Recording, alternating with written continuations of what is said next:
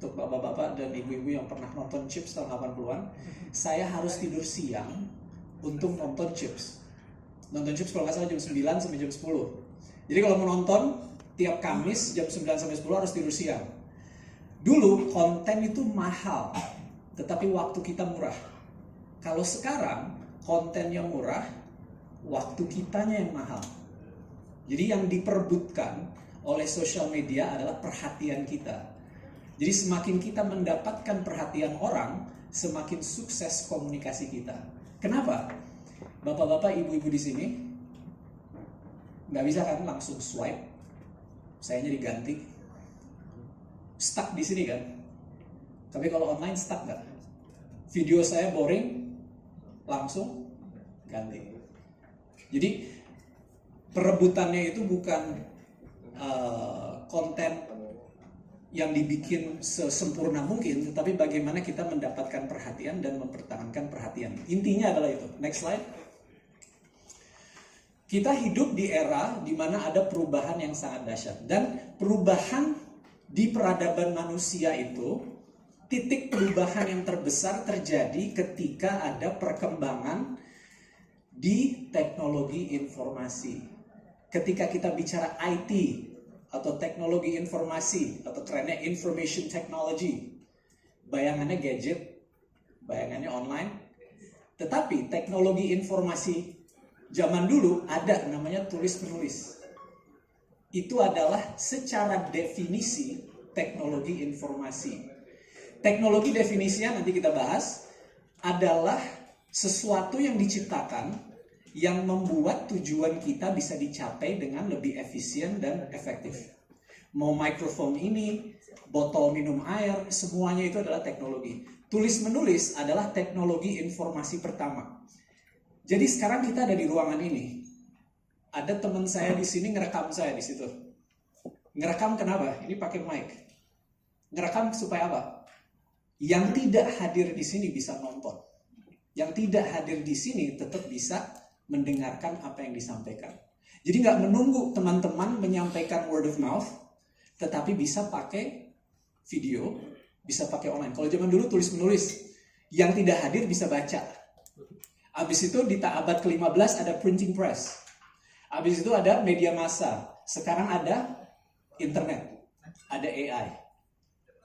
Jadi kalau dilihat aksis ininya, seberapa cepat peradaban manusia berubah, di sini adalah waktu.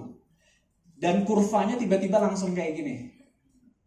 Jadi perubahan yang dulu terjadi setelah berapa ratus tahun, sekarang terjadi dalam hitungan minggu. Perubahan yang terjadi selama berapa tahun terakhir, itu mengubah cara kita kerja. Mengubah cara anak muda berpikir. Ini teman saya, umurnya masih 20-an. Kalau bahasanya Gen Z, cara berpikirnya beda sekali dengan saya yang umur 29, enggak, 45. Secara teknis saya dikatakan Gen X. Saya sama dia udah gak nyambung. Ya kita nyambung, tapi maksudnya ada. Kalau saya kan hidup di antara dua era ya. Sebelum internet dan sesudah. Teman saya namanya Dava. Dia hidup lahir setelah internet. Dan cara berpikirnya, cara dia memproses informasi, cara dia menghadapi tantangan, cara dia membuat keputusan total beda dengan saya. Jadi generasi ke generasi dulu tuh lebih nyambung. Jadi antara generasi orang tua saya dan saya tuh masih ada nyambung dikit. Tapi antara saya dan generasi berikutnya perbedaannya tuh benar-benar hitam putih. Sampai sekarang itu laku keras itu training. Bagaimana memimpin Gen Z? Bingung. Bagaimana memotivasi anak saya supaya greget gitu kan? Bingung. Karena udah beda frekuensinya. Karena perubahannya sudah terjadi sangat cepat. Bedanya apa? Satu contoh. Anak tua seperti kita. Kita itu tahan banting tapi susah berubah. Kita nggak terlalu kritis, tetapi kita sabar. Anak muda apa? Nggak sabar, tetapi kritis. Dan juga nggak tahan banting. Karena semuanya dapat dengan lebih gampang. Kayak waktu saya dan adik saya beda 7 tahun. Ketika saya lahir dan saya besar, orang tua saya kurang mampu. Ketika adik saya udah lahir, orang tua sudah lebih mapan. Kami beda. Saya jauh lebih tahan banting daripada dia. Ada positif, ada negatifnya. Tapi ketika ada perubahan begitu besar, cara kita berpikir, berkomunikasi, belajar, berkarya itu beda total. Dan untuk teman-teman yang mau menggunakan digital komunikasi, harus mengubah cara berpikirnya, dan itu yang mau kita usahakan. Next slide. Ini cepat aja. Ini 2017 ada berita bahwa di Amerika itu, di area di mana teknologi AI lagi dikembangkan waktu itu, ini 2017. Orang-orang yang mengembangkan AI ngebangun bunker. Untuk teman-teman tahun 80-an, bunker itu diciptakan untuk apa? Bom nuklir. Bayangin 2017 banyak orang yang mengembangkan AI investasi di bunker. Kira-kira kenapa? Karena mereka sadar apa yang mereka bikin akan mengubah dunia, akan mengubah orang-orang yang tadinya jadi supir truk. Sekarang supir truk jadi buruh, semua itu akan digantikan dengan AI. Sekarang orang yang bisa desain bisa mulai digantikan. Akhirnya banyak sekali orang-orang yang unemployed. Mereka udah sadar bahwa masa depan itu sampai mereka siap ada revolusi di luar, mereka siap ke bawah tanah. Ini 2017 beritanya. Sekarang kita di tahun semakin menakutkan ya. Next slide. Tapi di sini bukan untuk nakut-nakutin. Saya mau share tentang konsep namanya pike syndrome. Jadi ada ikan tanduk, kalau nggak salah pokoknya pike, ikan pike namanya. Bahasa Indonesia nggak saya lupa. Jadi sebuah eksperimen di mana ada ikan di sebuah akuarium, tengahnya dipasang kaca. Makanan ditaruh di sebelah kiri, ikannya di sebelah kanan. Mereka melihat makanan, kira-kira ngapain? Kejedot. Sekali, 2 kali, akhirnya ya udah berhenti. Dia sadar bahwa nggak bisa. Nggak lama kemudian ditarik kacanya, tapi mereka udah nggak gerak lagi. Jadi mereka udah kayak stop karena udah sekali 2 kali, dia udah stop aja, nggak mau nyoba lagi. Padahal dibuka. Bayangin yang kita hadapi sekarang, zaman dulu tidak bisa, tapi sekarang dengan ada teknologi jadi bisa. Tapi kalau kita stuck karena dulu nggak bisa, akhirnya kita nggak bisa selamanya. Sama seperti ayah saya, wah ribet banget email gitu kan. Padahal itu kan surat menyurat, tapi semuanya elektronik. Nah kita harus mengubah, kita jangan kayak ikan ini. Ketika kacanya ditarik, kita siap melakukan sesuatu yang dulu tidak bisa, tapi sekarang bisa. Next slide. Kunci untuk bisa beradaptasi adalah memahami esensi dan juga tujuan. Esensi itu adalah hakikat inti atau hal pokok dari sesuatu. Tujuan adalah alasan kenapa kita melakukan sesuatu. Jadi pertanyaan pertama adalah kenapa. Next slide. Tadi kita udah jawab ya. Next slide. Teknologi adalah sesuatu yang diciptakan untuk membuat kita mencapai tujuan kita dengan lebih efisien, efektif. Next slide. Next slide. Teknologi informasi esensinya adalah membantu manusia berkomunikasi dan berinteraksi dengan lebih efisien dan efektif. Dulu kalau mau ngegojek sesuatu apa? Harus telepon, SMS, atau datang ke pangkalan. Sekarang bisa pakai aplikasi. Lebih efisien kan? Sebenarnya Gojek nggak memiliki, nggak punya pegawai, nggak punya supir, itu bukan pegawainya Gojek. Dia cuma pihak yang bersedia untuk memberikan layanan antar jemput sama pengguna yang butuh layanan antar jemput. Aplikasinya itu yang membuat komunikasi mereka lebih efisien dan efektif. Next slide. Sebentar, Pak Razi. Ya. Kalau lihat antusiasnya cukup tinggi nih. Kami panitia menambah waktu biar Pak Razi juga lebih rileks lagi menyampaikan dan kita lebih nangkap lebih sempurna gitu ya. Okay. Kita sampai jam 9 sesi Pak Razi. Iya, kasih aplaus dulu. Saya udah mau buru-buru cabut 8.30. Oh gitu. Tapi gini, kalau misalnya terlalu cepet angkat tangan, kalau bosen juga angkat tangan ya. Jadi angkat tangan aja. Nah, saya mau bahas esensi lagi nih. Esensi teknologi tadi. Definisi teknologi apa? Sesuatu yang diciptakan untuk bisa membantu tujuan dicapai dengan lebih efisien dan efektif. Saya mau tanya, ini benar nanya. Siapa teknolog terbaik sepanjang masa? Dan teknologi terbaik sepanjang masa itu apa kira-kira? Ada yang mau coba? Kita ada waktu nih buat ngobrol. Ada yang mau coba? Angkat tangan? Ya, siapa Pak?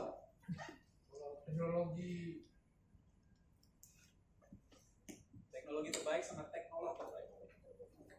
Kalau teknologi umum dimulai dari zaman Nabi Daud. Dia bisa mengurai besi. Teknologi komunikasi dari zaman Nabi Musa. Dengan besi, sapi yang dibuat dari emas bisa bicara. Itu teknologi awal.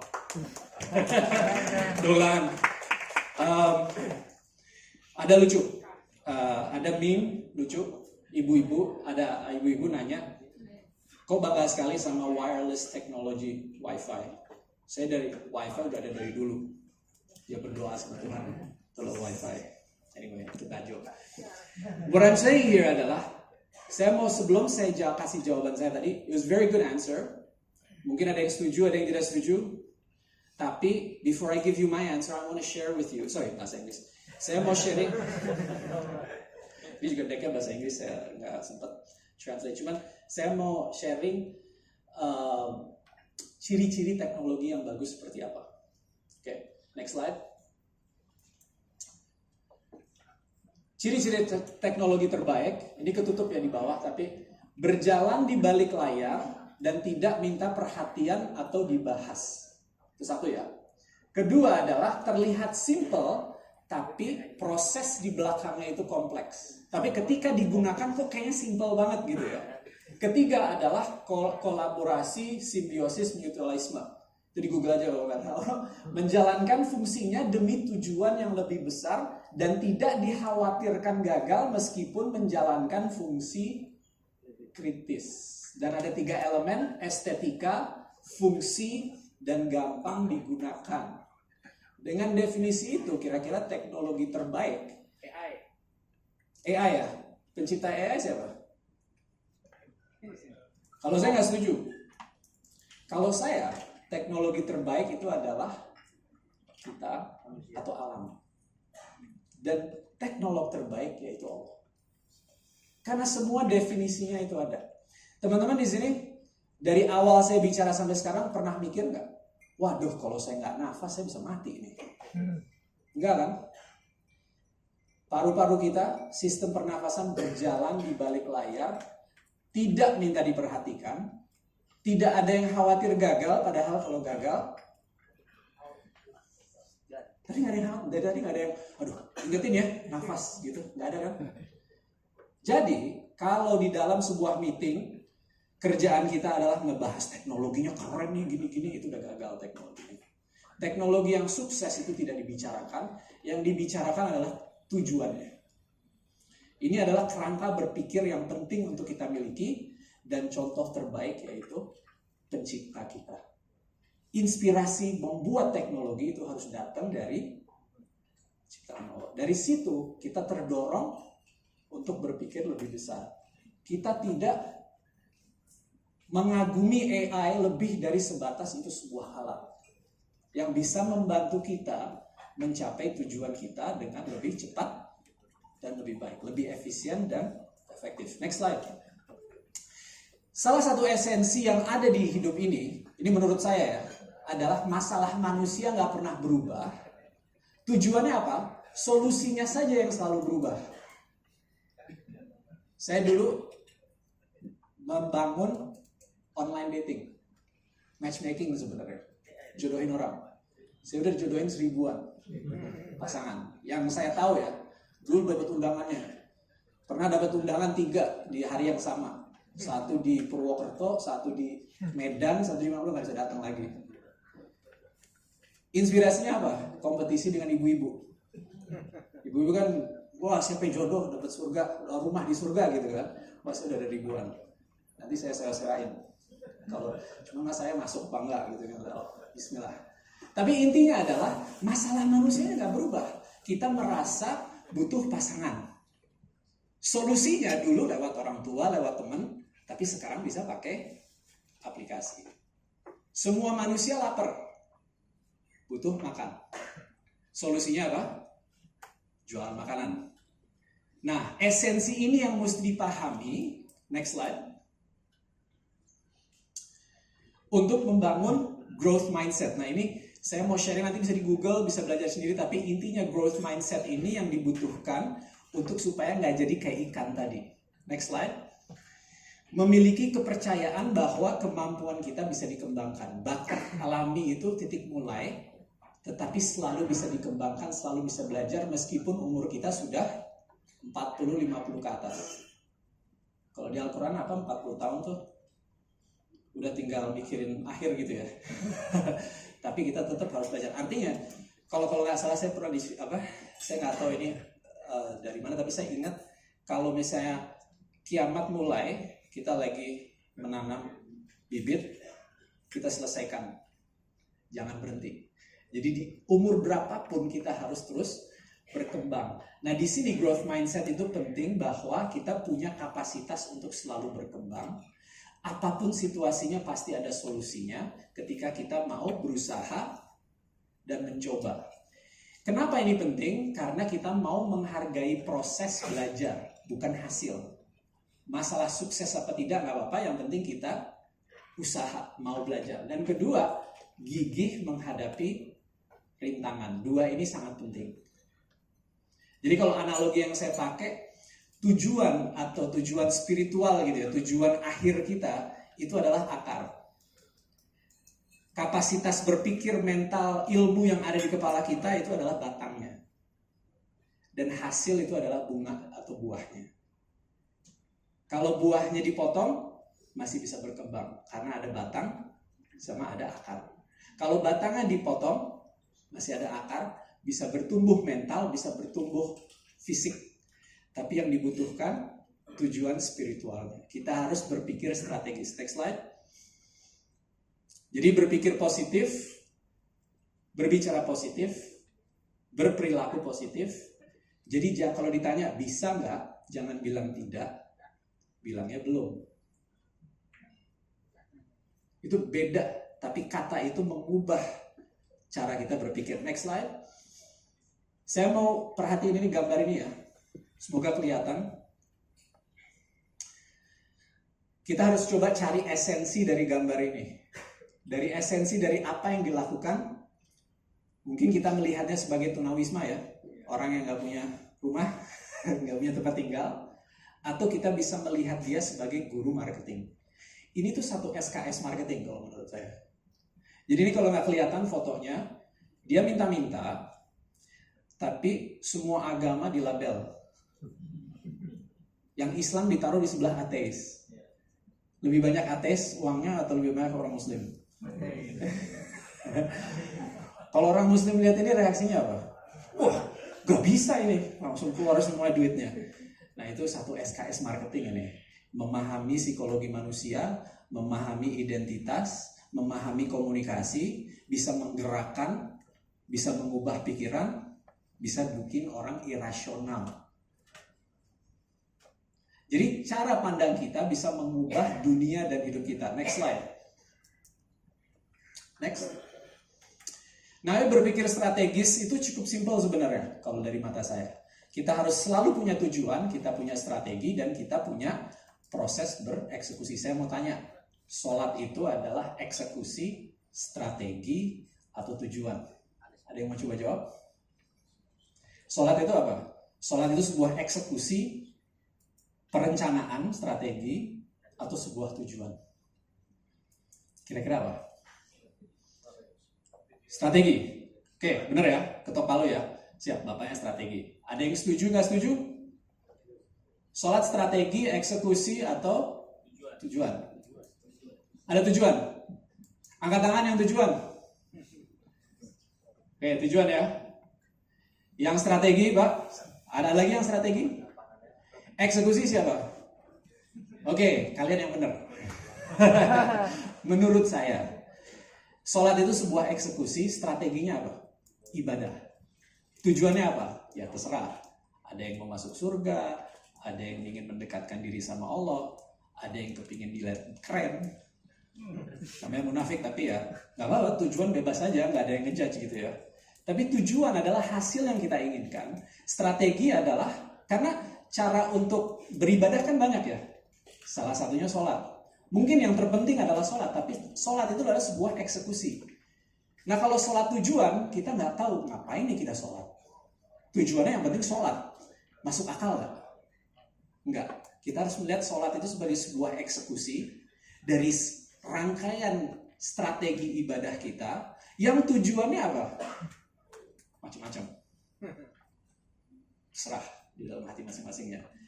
Tetapi saya suka heran kalau kita sebagai orang muslim tidak berpikir strategis.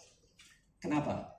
Karena kita diajarkan berpikir strategis minimal 5 kali sehari. Sebelum sholat, ketika takbir, kita harus ngapain? Ketika Allahu Akbar, di dalam hati baca niat. Tujuan apa bahasa Indonesianya? Niat. Nah, jadi tujuan adalah niat, ya nggak sih? Ketika sholat, niatnya apa? Niatnya macam-macam. Bacaannya itu, saya niat sholat karena Allah Ta'ala, dan itu sebuah niat. Itu kita diajarkan nggak untuk berpikir, untuk selalu mengingat tujuan kita? 5 kali minimum sehari diajarin itu. Tapi kenapa kita sebagai bangsa, sebagai umat tidak terlatih berpikir strategis? Padahal tiap hari diajarkan. Jadi insya Allah sholat kita berikutnya, kita ingat bahwa kita lagi dikasih tahu berpikirlah strategis. 5 kali sehari minimum kita harus mengingat berpikir strategis. Dan berpikir strategis, tahu tujuan, tahu rencana, dan kita eksekusi sesuai rencana untuk mencapai tujuan. Masalah tujuannya dicapai apa tidak, itu kita serahkan sama Allah. Next slide. Cara belajar cukup simpel, hanya ada 2. Belajar framework. Jadi hari ini saya mungkin nggak dalam 1 jam ngajarin semua digital marketing jadi expert, nggak mungkin. Tetapi saya bisa mengajarkan framework. Tapi framework, cara berpikir, kerangka belajar, dan kerangka berkarya itu tidak ada gunanya ketika tidak diterapkan. Nanti masalah menerapkannya atau isu menerapkannya saya kasih arahan. Tetapi yang tujuan saya malam ini adalah untuk memberikan kerangka-kerangka supaya langkah berikutnya jelas. Kayak misalnya beriklan online atau bikin konten, saya bisa kasih kerangkanya. Tetapi kalau tidak bikin konten, kalau tidak beriklan, tidak eksekusi, tidak memiliki pengalaman, penerapan skill secara praktis, kerangkanya hanya, misalnya kalau niat, ya tetap dapat pahala ya, kita niat baik, tapi kalau nggak dilakukan, nggak digandakan kan? Nah ya seperti itu. Next slide. Dakwah di era digital sama dengan marketing di era digital, dan saya malam ini mau bicara tentang marketing itu sendiri dan bagaimana digital mengubah marketing. Next slide. Definisi marketing atau esensi marketing itu apa? Next slide. Menurut saya ada 2. Satu adalah yang saya sebut sebagai product marketing, atau memahami alasan kenapa sesuatu itu dibutuhkan atau diinginkan oleh audiens kita. Jadi kita berdakwah. Tujuan kita apa? Untuk menjadi bagian dari hidup mereka. Kalau Islam adalah solusi buat semua masalah di dunia, ya kita harus buktikan. Masalah manusia menciptakan kebutuhan, dan kebutuhan itu menginginkan solusi. Ketika kita berdakwah, kita harus memahami masalah yang dihadapi oleh audiens kita, memahami kebutuhan mereka, dan memberikan Islam sebagai solusi untuk mengisi kebutuhan itu. Itu adalah memahami esensi dari product marketing. Yang kedua adalah untuk mengkomunikasikan benefit itu ke lebih banyak orang lagi.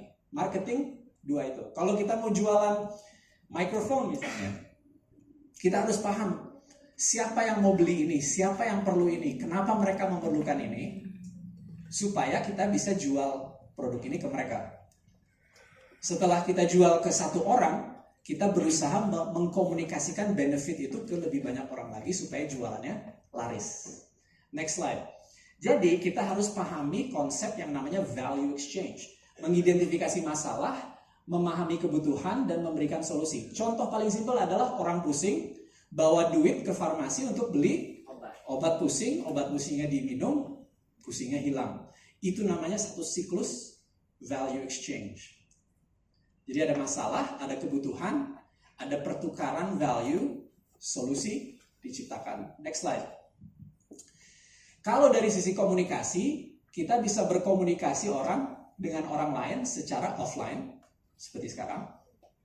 Bisa juga dengan online. Kalau offline, ya seperti acara offline seperti ini, atau billboard, atau koran, TV. Kalau online apa? Ada search, website, konten, social media, WhatsApp-WhatsAppan, email-emailan. Jadi sebenarnya teorinya sama, cuman kalau dulu lewat TV, lewat radio, lewat koran, kalau sekarang lewat social media misalnya. Ini contoh. Next slide. Bedanya apa? Kalau offline itu satu arah. Billboard bisa diajak ngobrol nggak? TV mau kita maki-maki juga nggak ada yang denger kan? Kecuali yang di rumah. Kalau online kita bisa ninggalin komen. Wah payah lu gitu. Atau apa nyala-nyala gitu kan. Nah ini juga jadi ladang dosa ya, hati-hati. Kalau ke TV juga nggak tahu itu dosa apa nggak tapi. Soalnya kalau kita nulis komen dibaca sama pembuat kontennya. Tapi itu komunikasi dua arah. Kalau ini satu arah. Kalau offline minimum feedback. Saya pasang billboard di luar, bisa tahu nggak berapa orang yang melihat billboard itu? Berapa lama mereka melihat billboard itu? Mereka merasakan efek dari melihat billboard itu nggak? Kan nggak. Tapi kalau online, billboard online apa? Posting di social media. Kita bisa lihat berapa yang lihat, kita bisa lihat berapa yang nge-like, berapa yang nge-share, berapa yang komen. Orang nggak suka juga akan ngomong, insya Allah ya. Kita dengerin. Sangat gampang untuk di-tracking data itu. Kalau offline nggak bisa. Perkiraan mungkin, tapi nggak bisa. Dan pada akhirnya, kalau kita mau pasang billboard, mahal apa murah? Mahal. Kalau posting sosmed, mahal apa murah? Murah. Tetapi, kalau dipasang, udah selesai, kita biarin, kita bisa tidur. Kalau online, kita pantau terus biasanya. Next slide. Tapi ada gabungan antara offline dan online. Contohnya billboard, terus ada promo, habis itu orang bisa bawa ke websitenya Traveloka. Contoh paling simpel, next slide, adalah ketika saya diundang TV, saya pakai kaos website saya. Jadi orang lagi dengerin, iya saya jodohin orang pakai setipe.com namanya dulu. Saya diundang TV, saya pakai setipe.com. Terus orang yang nonton akhirnya pas iklan, buka setipe.com. Ketika saya muncul di acara TV ini, itu sampai 100.000 orang mengunjungi situsnya, sampai down, saking banyaknya orang pakai.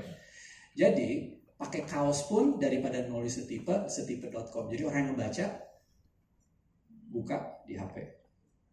Ini kesempatan untuk mengkonversi orang yang tadinya offline menjadi online. Next slide.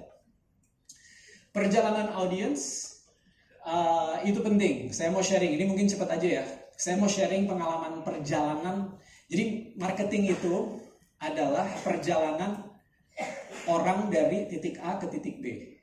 Orang tidak tahu menjadi tahu, tahu menjadi suka, suka menjadi kepingin, kepingin jadi beli atau jadi mualaf sekalian. Oke. Perjalanan ini yang harus kita pahami. Nah, saya mau sharing perjalanan contoh saya beli earphone. Next slide. Saya mau beli earphone. Yang saya lakukan pertama kali apa? Next slide. Saya browsing, searching earphone di Google, benar nggak sih? Atau buka social media. Next slide. Ada iklan yang muncul, saya klik. Next slide. Wah, image-nya nggak muncul. Wah, langsung banyak earphone. Salah satu saya pilih, saya klik lagi. Next slide. Wah, ternyata nemu ini. Kelihatan nggak tuh? Harganya 99.000 dari 500.000. Kira-kira saya beli nggak? Tapi saya mau tanya, kalau teman-teman melihat ini, wah, diskonnya gede banget ya, menarik. Tapi apa yang kita lakukan kalau zaman sekarang? Validasi, kita cek dulu komen-komen orang, kita googling ini bagus apa enggak. Ternyata oke, akhirnya saya beli. Saya klik beli. Terus ke halaman, next slide, sorry. Halaman pembayaran, saya klik bayar.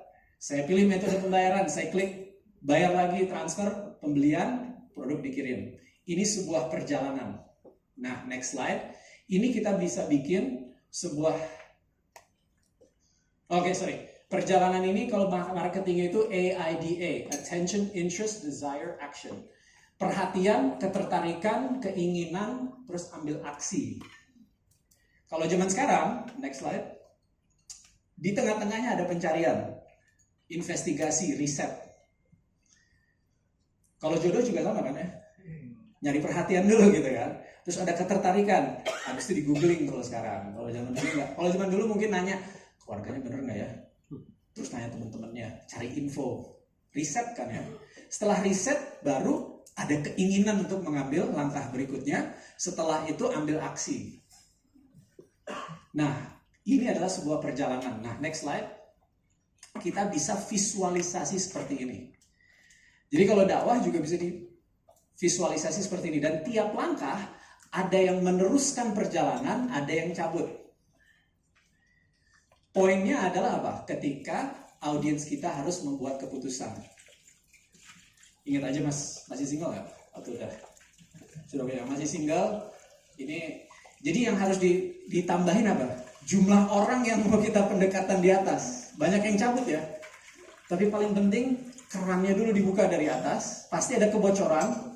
Tapi ujungnya semoga ada uang yang ada air yang sampai akhir.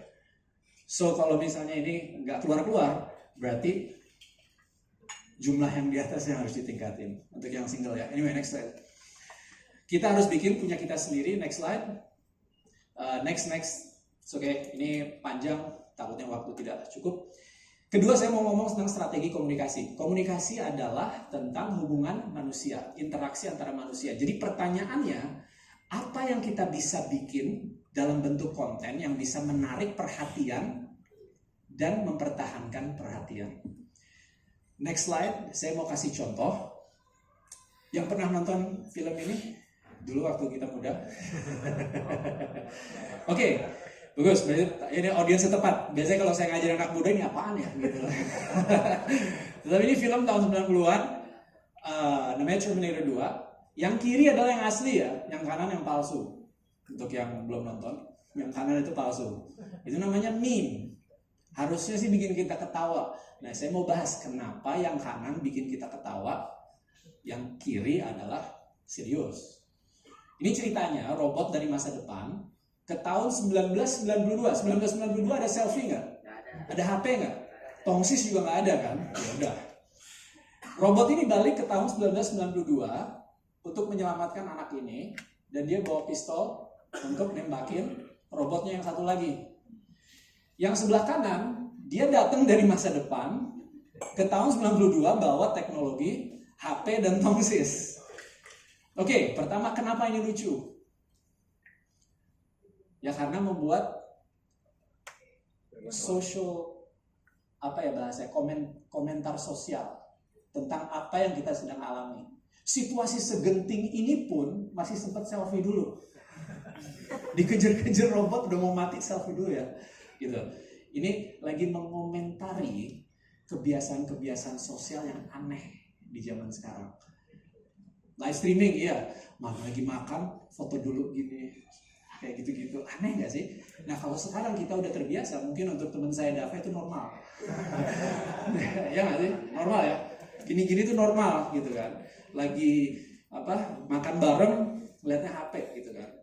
Makanan difoto dulu, harus di-sharing. Siapa sih yang peduli lu makan apa gitu loh. Tapi tetap harus gitu kan. Saya juga waktu haji sama Ustadz Afif dulu, kita selfie terus ya. Semoga diterima aja Ustadz. Haji kita. Tetapi pesan moralnya itu adalah, ya terserah kita interpretasi sendiri. Jadi komunikasi yang efektif itu bisa menghibur kita, bisa membuat kita merasa tersentuh, bisa menginspirasi kita. 3 itu. Kalau coba lihat konten viral, minimal menghibur nggak? Atau menyentuh nggak? Atau menginspirasi nggak?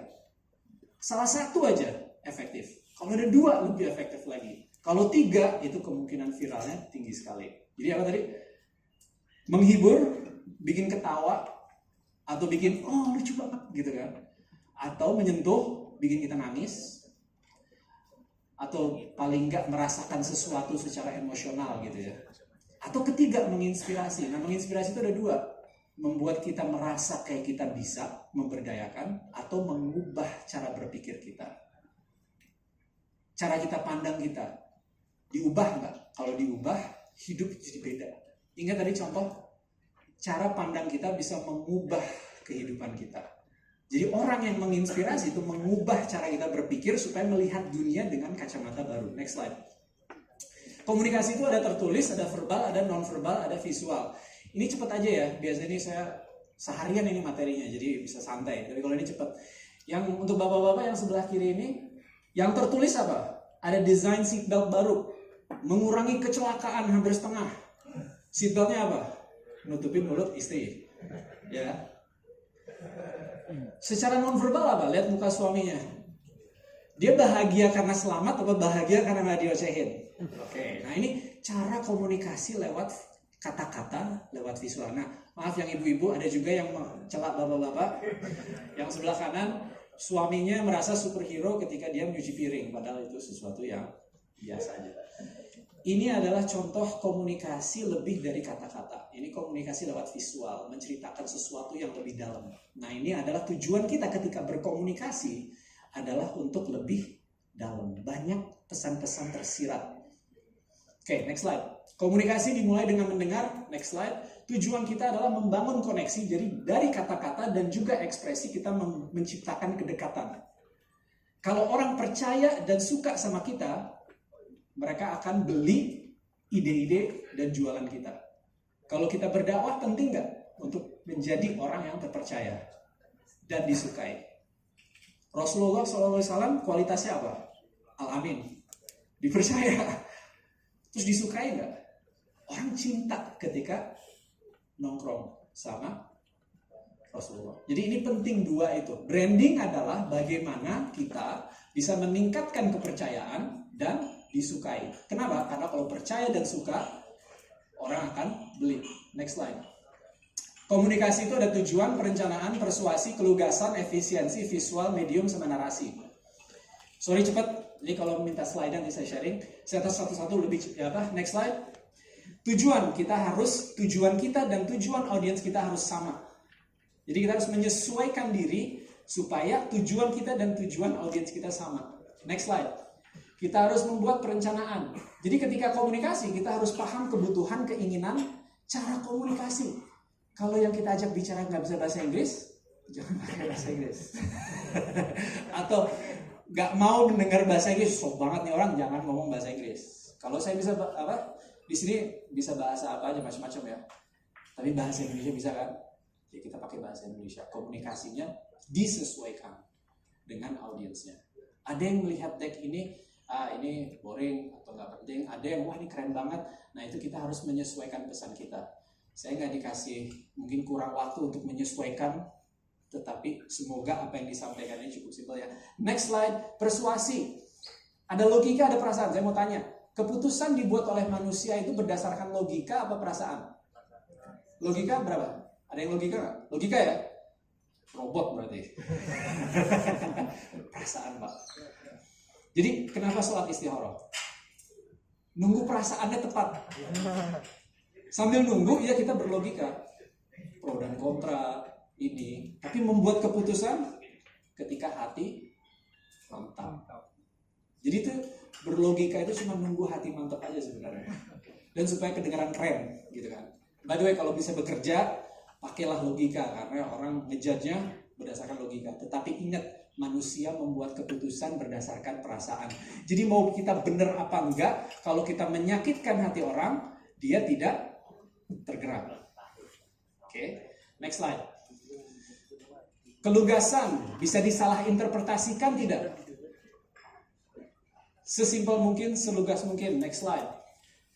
Efisiensi, kalau bisa satu kata, kenapa menggunakan dua kata? Next slide. Visual. Slide ini bakal lebih keren nggak kalau ada fotonya? Tapi nggak ada, jadi aneh ya. Visual itu bisa diproses 60.000 kali lebih cepat daripada kata-kata. Terbukti. Jadi gunakan visual. berpengaruh, estetika, komunikasi. Saya mau kasih contoh. Ketika kita jualan, kan ada tombol beli, ya nggak sih? Kira-kira warna apa yang paling cocok untuk tombol beli ya?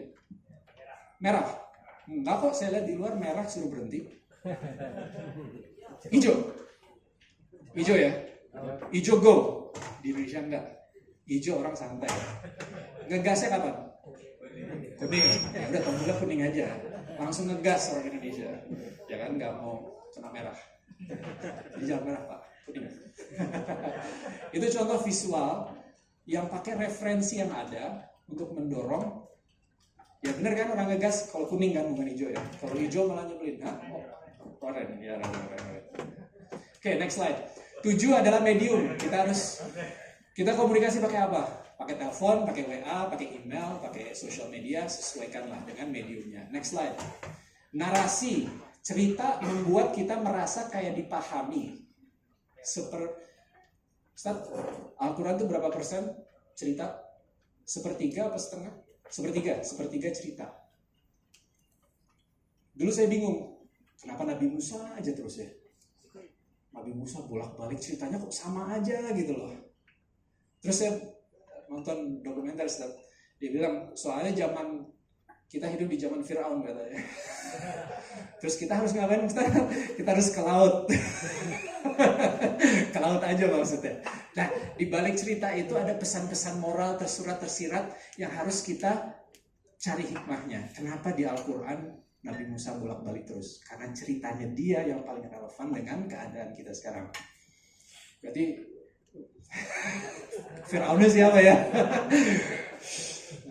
Next slide. Narasi itu menjadi sumber dari kemajuan dan formulanya ada di sini. Jadi manusia itu lebih menangkap lewat cerita daripada lewat fakta. Itu kenapa perasaan ya, bukan logika. Karena cerita itu membuat kita terinspirasi. Nah, untuk bisa kreatif kita harus interaksi yang inspiratif. Contohnya gini, kita mau membangun sosial media buat organisasi kita. Kita harus cari referensi orang-orang yang sudah melakukan konten di sosial media dengan baik yang mirip dengan industri kita. Misalnya kita masjid. Kita cari yuk masjid-masjid yang sosial medianya udah keren. Kita cari esensinya apa? Contoh-contoh apa? Kalau bahasa internetnya adaptasi, improvisasi, amati, tiru, modifikasi. Oh, itu lebih jago. Saya enggak, ATM ya. Amati, tiru, modifikasi. Itu namanya kreativitas. ATM itu kreativitas sebenarnya. Jadi kalau kreatif itu kita bisa melihat sesuatu yang sama dengan perspektif yang beda. Kenapa? Karena referensi kita udah lebih banyak. Kreativitas menciptakan inovasi. Inovasi apa? Bisa menyelesaikan masalah yang sama dengan solusi yang baru. Untuk memberikan solusi baru kita butuh kreativitas. Ketika kita bisa inovasi, kita bisa maju. Jadi dimulai semua dengan cerita. Cerita yang menginspirasi, memberikan kita referensi untuk meningkatkan kreativitas, untuk bisa berinovasi, dan akhirnya kita bisa maju. Next slide. Itu biasanya 1 jam sendiri ngebahas itu ya. Jadi maaf ini cepat sekali. Kegiatan online apa aja sih? Hanya ada 2. Next slide. Berinteraksi dengan konten dan berinteraksi dengan manusia. Coba pikir-pikir lagi. Pasti tadi online semua kan hari ini. Ada nggak di luar 2 ini kegiatan kita? Nggak ada. Kita berinteraksi dengan konten, kita berinteraksi dengan manusia. Dan sekarang ada AI. Next slide. Jadi zaman dulu pakai TV, pakai koran, pakai radio, sekarang pakai online, pakai device, pakai social media, pakai Google, pakai konten, pakai macam-macam, email, WhatsApp. Next slide. Ada 4 channel utama yang dipakai untuk komunikasi, atau 3 channel utama, dan analogi yang saya pakai adalah senjata. Maaf ya, udah dibilang teroris kita langsung aja gitu, senjata. Enggak, tapi senjata. Pelurunya apa? Konten. Konten itu adalah peluru. Mau kita tembak di mana? Di website kita, di social media, atau di WhatsApp, email. Itu adalah channel buat menembak peluru kita. Peluru kita adalah konten. Kontennya harus menembus target kita. Ya. Bukan untuk membunuh, tapi untuk menginspirasi. Tapi search itu seperti Google misalnya. Jadi kita harus paham orang nyari apa di Google supaya situs kita yang ditemukan. Ada orang yang mencari kita dan mencari nama kita di Google dan menemukan kita. Ada orang yang mencari sesuatu yang relevan dengan kita, mereka belum tahu kita tapi akhirnya menemukan kita. Itu lewat Google. Itu ada strateginya, namanya SEO, Search Engine Optimization. Itu nanti harus Google sendiri, harus belajar sendiri, tetapi kerangkanya itu cukup simpel. Social media adalah tempat orang berinteraksi dan sharing-sharing hal-hal yang nggak penting. 80% nggak penting, tapi ada juga yang penting. Tapi intinya kita sharing apa yang ada di isi pikiran kita, ide kita, atau kita sharing konten orang lain. CRM adalah ketika sudah kenalan, sudah tukeran nomor telepon, sudah tukeran email, kita bisa berkomunikasi terus sama orang itu. Jadi CRM itu adalah Client Relationship Management, bahasa kerennya. Tapi intinya adalah udah tukeran nomor HP, kita telepon, ketemuan yuk gitu. Konten adalah apa yang kita sampaikan lewat konten, mau itu voice note, mau itu teks, mau itu video, mau itu gambar, itu adalah konten. Next slide. Di dalam online itu ada yang gratis atau organik, ada yang berbayar. Kalau search engine yang gratis adalah search engine optimization. Kalau mau berbayar namanya search engine marketing. Jadi kita bisa bayar, orang nyari, kira-kira apa ya yang mau kita tuju? Orang nyari cari jodoh. Mau cari jodoh di masjid kita aja gitu ya. Bisa kita beli supaya kalau orang nyari jodoh muslimah atau muslim yang muncul website kita bayar Google bisa. Kalau mau gratis harus kerja keras bikin konten yang banyak, tapi kalau mau cepat bisa bayar. Jadi ada yang berbayar, ada yang gratis. Social media juga pernah nggak scrolling tiba-tiba iklan. Zaman sekarang udah nakutin loh. Saya batuk-batuk pulang buka YouTube iklan obat batuk. HP kita udah mendengerin kita. Wah dengerin batuk-batuk nih gitu. Langsung iklan apa mereknya apa comics gitu atau apa gitu muncul di YouTube. Coba nanti buka gitu. Terus nanti malamnya buka YouTube. Hampir yakin nanti obat. Iya. Kalau jangan. Ada joke lagi tapi jangan. Oke, social media paid itu berbayar supaya muncul. Ada juga yang gratis. Kalau CRM kita bisa beli database. Dulu saya waktu jodoh-jodohin orang, dulu masih bandel, jodoh-jodohin orang saya beli database dari credit card company. Terus saya ngirim semua mereka email. Temen kamu ngundang kamu untuk gabung cari jodoh di sini. Dia temennya siapa ya? Nggak dikasih tahu siapa yang ngirim. Padahal enggak. Itu namanya beli database kalau mau berbayar. Tapi kalau yang gratis, ya itu orang udah masuk ke grup WA kita, ya kita bisa WA sama mereka. Orang udah ngasih emailnya ke kita. Orang udah daftar atau beli sesuatu dari kita, kita bisa komunikasi terus. Terakhir adalah konten. Konten ada yang misalnya kita bisa bikin berita diliput oleh wartawan, diliput oleh blogger atau influencer. Ada kita bayar mereka untuk diliput. Jadi sebenarnya konsepnya cukup simple. Tapi dasarnya apa? Ada search, ada social media, ada CRM, sama ada konten. Jadi nggak pernah keluar dari 4 ini ya. Search, by the way, mau nambah aja nih. Dulu waktu saya bikin ini, AI belum marak. Ini udah lama banget nih konten. Tapi kalau sekarang, search engine bukan search engine optimization. SEO itu bukan search engine optimization, tapi search everywhere optimization. Search selain Google di mana lagi? Ada di YouTube, ada di Shopee, Tokopedia. ChatGPT search bukan? Yes. Search everywhere optimization. Jadi kita gimana caranya muncul ketika orang berinteraksi dengan sebuah mesin pencarian, mau itu Google atau itu tempat lain. Oke, next slide. 2 kegiatan kita ketika komunikasi online, ini udah hampir selesai ya. Hampir selesai, oke. 2 kegiatan kita adalah untuk mengakuisisi orang baru dan untuk mempertahankan orang lama. Contoh-contohnya banyak, tetapi ada orang yang belum gabung supaya gabung, orang yang sudah gabung supaya tidak pergi. Udah itu aja. Dan yang mahal sekarang apa? Perhatian kita. Yang murah apa? konten. Jadi kegiatannya adalah mencari perhatian, mengumpulkan orang dan mempertahankan perhatian mereka. Oke, next slide. Jadi dunia online seperti ini. Kita pakai konten, sosial media, iklan. Tujuannya apa? Supaya orang buka website kita, supaya orang gabung grup WhatsApp kita, supaya orang gabung email list kita, supaya orang ikut kajian di Zoom atau live stream di Instagram, atau untuk akhirnya daftar untuk datang acara offline kita. Kalau mereka sudah pernah datang sekali aja ke acara kajian online kita udah punya nomor teleponnya, namanya, emailnya, ya kita undang ke yang berikutnya. Kita undang lagi ke berikutnya. Jadi ketika kita berinteraksi nih, kalau misalnya saya mau mengumpulkan database, teman-teman mau nggak dapat deck ini? Misalnya mau, kasih saya email, nama, sama nomor telepon, sama kode status. Habis itu data itu mahal, saya bisa pakai untuk kegiatan berikutnya, untuk mengundang teman-teman ke acara berikutnya.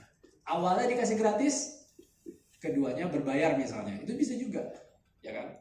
Atau untuk kebutuhan donasi. Dan tujuannya adalah untuk mengarahkan mereka ke aset kita dan untuk terus menjalin komunikasi. Oke, next slide. Oh, balik lagi satu lagi. Oh ya, udah selesai. Alhamdulillah. Mungkin kalau ada pertanyaan. Terima kasih. Oke, baik Pak Raji, terima kasih. Kita kasih aplaus sekali lagi. Komunikasi di era digital. Kita masih punya waktu, jangan khawatir. Ada 10 menit ke depan. Pak Raji, kayaknya kita akan lengkap kalau menyapa Bapak yang punya pertanyaan atau tanggapan bagaimana terkait dengan komunikasi di era digital ini. Kalau lihat wajahnya semua wajah-wajah online. Betul ya? Nah silakan kalau ada yang bertanya, boleh Ibu. Dua dulu ya, Ibu sama Bapak. Silakan Ibu dulu. Baik, bismillahirrahmanirrahim. Gak pernah dikasih kesempatan untuk membuat keputusan-keputusan sepele kayak makan malam apa. Ini mau tanya ya, kita misalnya nanti, ini udah makan ya, tapi bayangin ini siang-siang terus nanti kita mau, atau buat sarapan besok. Ya, pernah nanya nggak tujuan kita makan sarapan apa? Iya, supaya nggak mati. Tapi kalau nggak sarapan juga nggak mati sih sebenarnya, namanya puasa. Tapi tujuan kita makan apa? Dan ketika kita memilih makanan, kenapa kita memilih makanan itu? Macam-macam. Ada yang mungkin mau menurunkan berat badan, tapi jangan sakit gitu ya. Tapi menurunkan berat badan. Ada yang mau menaikkan berat badan. Ada juga habis dengerin saya ngomong 1 jam, pengen makan enak, beli martabak, soalnya stres, gitu kan. Pengen makan enak. Apapun yang penting niatnya. Misalnya, saya suka tanya anak muda ketika lagi sesi kayak gini, pada mandi nggak tadi? Ya mandi dong gitu. Kenapa lu mandi? Nggak tahu, ya biasa aja udah mandi tiap hari. Kan bisa kita niatkan. Kalau dulu waktu saya pesantren waktu kecil, saya diajarin pahala hacking. Niatnya tuh dibanyakin yang baik-baik. Eksekusi sekali, tapi niatnya yang banyak. Nah kalau kita besok pagi mandi kan, insya Allah ya. Insya Allah. Kalau hotel sih aman air hangat lagi. Gak ada alasan lagi untuk mandi. Tapi kalau kita mandi, kita niatin. Kebersihan sebagian dari iman.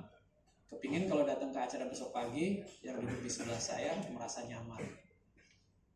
Kalau di masjid, kita sholat di masjid, sunahnya apa?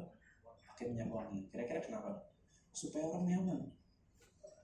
Jadi kalau kita niatin gitu ya, mandi tiap hari bisa 3 kali lipat pahalanya, ya nggak sih? Niatnya saya mau mengikuti sunnah karena itu bagian dari iman gitu, memperkuat iman jadi harus mandi gitu loh.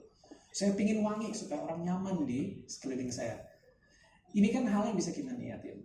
Nah ini kebiasaan-kebiasaan yang biasanya dibangun. Hal nggak penting sih ya sebenarnya, nggak penting. Tetapi kalau niat itu dijadikan kebiasaan, ketika harus bikin keputusan besar, kita sudah punya proses. Kita sudah terbiasa membuat keputusan. Nah saya lihat banyak anak-anak muda kritis tapi tidak bisa membuat keputusan. Kenapa? Karena dari kecil tidak dibiasakan untuk mereka membuat keputusan. Tidak dikasih kesempatan untuk didengar.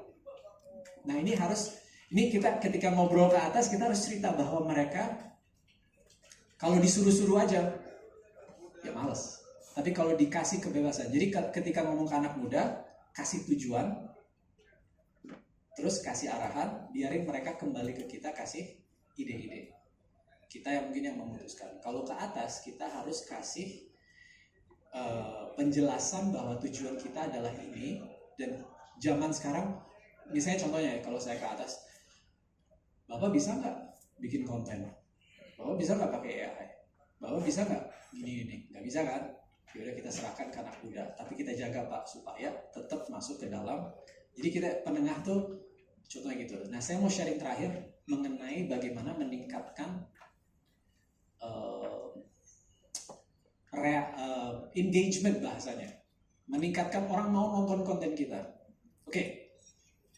Kalau saya tadi masuk, Assalamualaikum warahmatullahi wabarakatuh, terus bapak-bapak, ibu-ibu, malam ini yang sangat indah di hotel yang sangat setengah jam ngomong kayak gitu, ngantuk nggak? Langsung aja gas. Nah di internet kita punya 1001 pilihan konten. Jadi kira-kira di detik-detik pertama penting nggak tuh untuk langsung menarik perhatian? Jadi jangan, kalau misalnya bikin konten, jangan 3 detik pertama itu adalah momen paling penting. Kalau nonton podcast, detik-detik pertama biasanya apa? Langsung yang paling kocaknya, yang paling pecahnya, habis itu baru dimulai.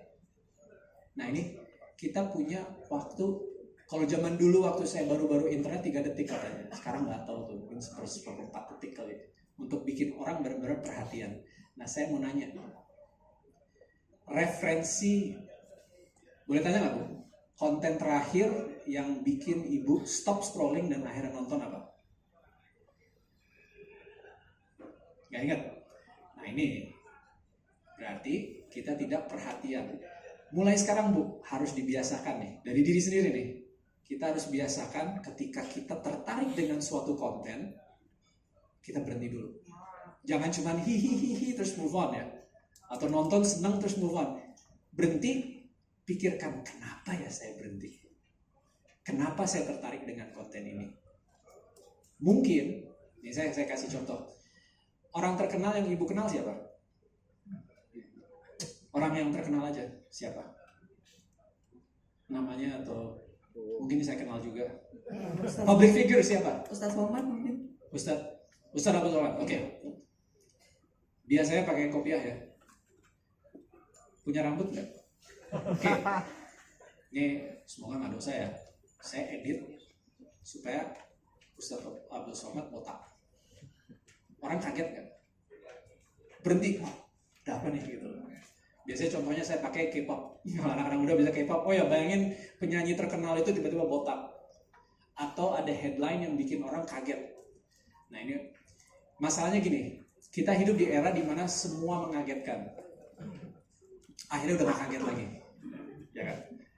Berapa tahun yang lalu ada orang di TikTok live streaming mandi.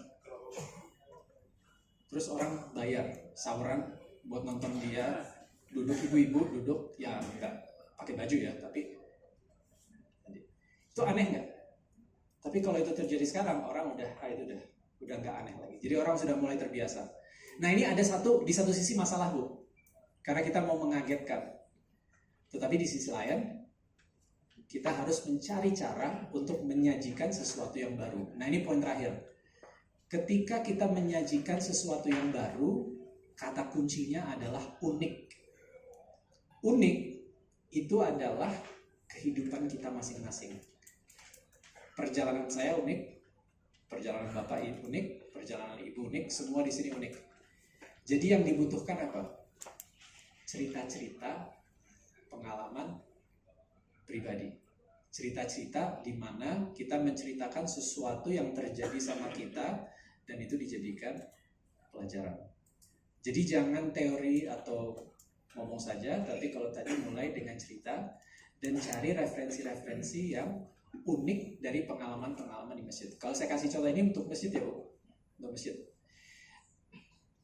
Ada nggak, ini pertanyaan-pertanyaan untuk ditanya ke diri sendiri ya, ada nggak kegiatan-kegiatan di masjid yang unik? Ada nggak jamaah yang ceritanya unik?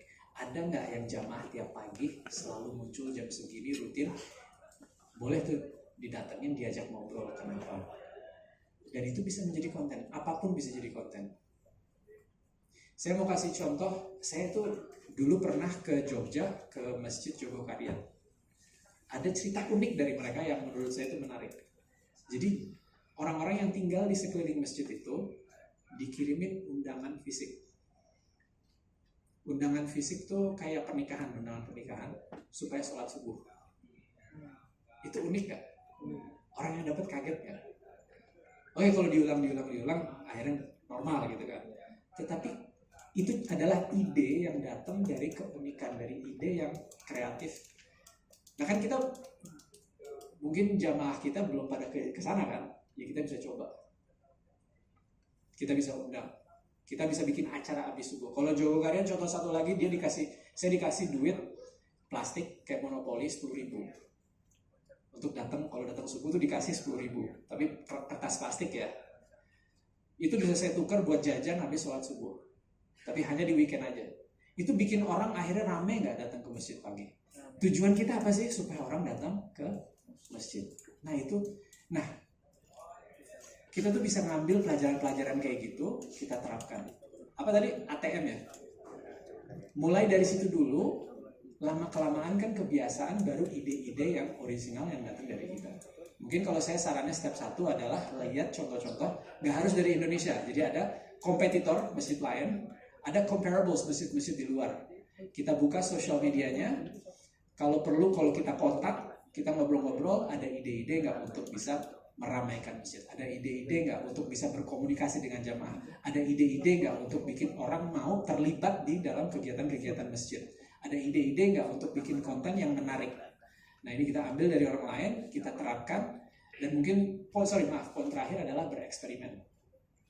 Hasil di tangan Allah, tapi kita eksperimen dengan logika, kita coba.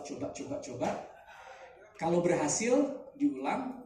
Kalau enggak, dievaluasi. Kalau memang gagal, jangan diulang lagi. Udah itu aja. Mungkin semoga ngebantu ya. Nanti kalau ada ide yang mau dibahas secara spesifik, nanti bisa mungkin mau di sini ya. Saya bisa sharing.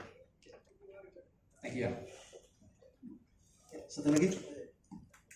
Assalamualaikum warahmatullahi wabarakatuh. Terima kasih Pak Razi. Saya Indra dari Masjid An-Nur Jatiwaringin Permai, Bekasi. Pertanyaan simpel. Jadi kalau misalnya kita lihat sekarang itu kan di media sosial, misalnya Instagram, terus kemudian YouTube. Kami ada YouTube dan ada Instagram. Nah, yang paling kami khawatirkan adalah komen. Komen itu kan bisa tadi menimbulkan sesuatu yang baik, artinya interaksi. Tapi sisi keduanya adalah sisi negatif, yang artinya kadang-kadang jadi perang komen gitu ya, dan timbulnya jadi negatif. Nah, tadinya yang awalnya niatnya adalah untuk bisa berinteraksi dengan misalnya jamaah atau dengan audiens yang di luar, tapi malah jadi media buat ya tadi sifatnya jadi negatif gitu ya. Nah itu kalau misalnya dari sisi apa ya, dalam konteks dakwah gitu ya, dari sisi apa namanya digital marketing itu seperti apa? Apakah harus kita ya udah kita off-kan saja secara komennya, ataukah itu bisa kita teruskan tapi dengan mungkin ada strategi seperti apa? Ini tuh. Terima kasih. Assalamualaikum warahmatullahi wabarakatuh. Berat ini pertanyaannya. Kalau saya ada istilah di humas atau PR, ada istilah bad PR is still good PR. Jadi ada 3 level. Yang paling keren itu kita dibicarakan secara positif. Kedua, kita dibicarakan secara negatif. Lebih parah lagi apa? Tidak dibicarakan sama sekali. Dulu saya bantu sama Ustaz Afif, kita bantu Mas Anies ya, kampanye. Saya sering ditanya, itu dijelek-jelekin terus gimana? Keluarganya ada yang nanya, itu gimana ya orang tuh nyala dia terus. Jawaban saya apa? Daripada nggak dibicarakan sama sekali, masih mending ada yang ngomongin gitu ya. Kalau kita ini bukan masjid ya, kita dibicarakan negatif, kita dapat pahala nggak?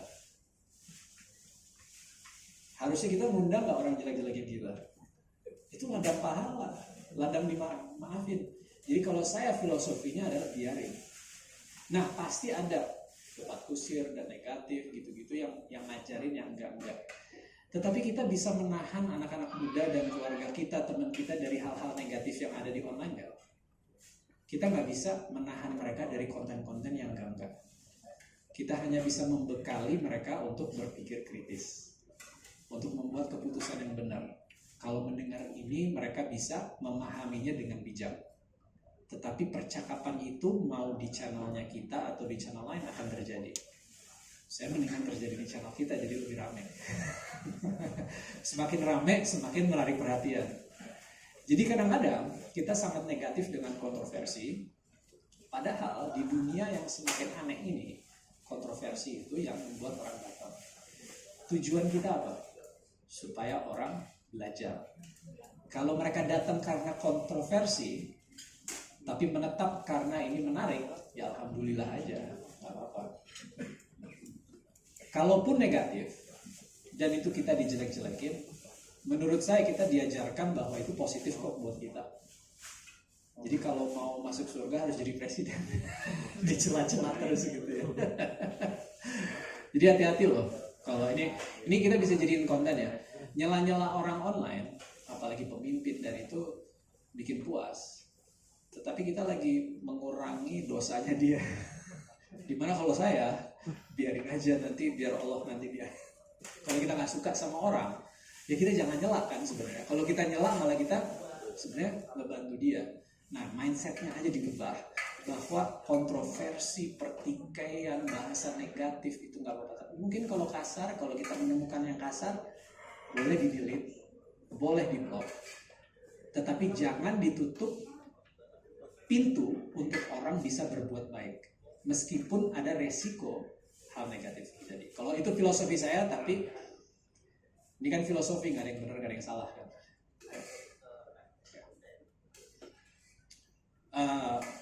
Video kita akan jauh dinaikkan ketika banyak orang yang komen juga. Jadi kadang-kadang hal negatif itu yang memicu video kita muncul, gitu kan. Yang penting tujuan kita, niat kita tulus. Apa yang terjadi ya kita manage, tapi jangan menutup pintu, karena kalau ditutup pintunya, iya hal negatif nggak akan terjadi, tapi hal-hal yang mungkin terjadi yang positif kita tutup pintunya, dan itu menurut saya negatif. Ya. Hopefully that answers it.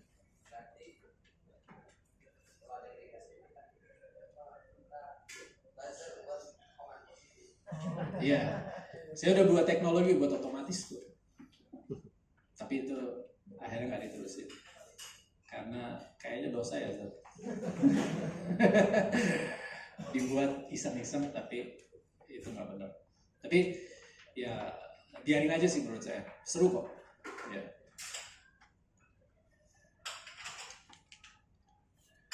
Gimana Pak? Oke, baik.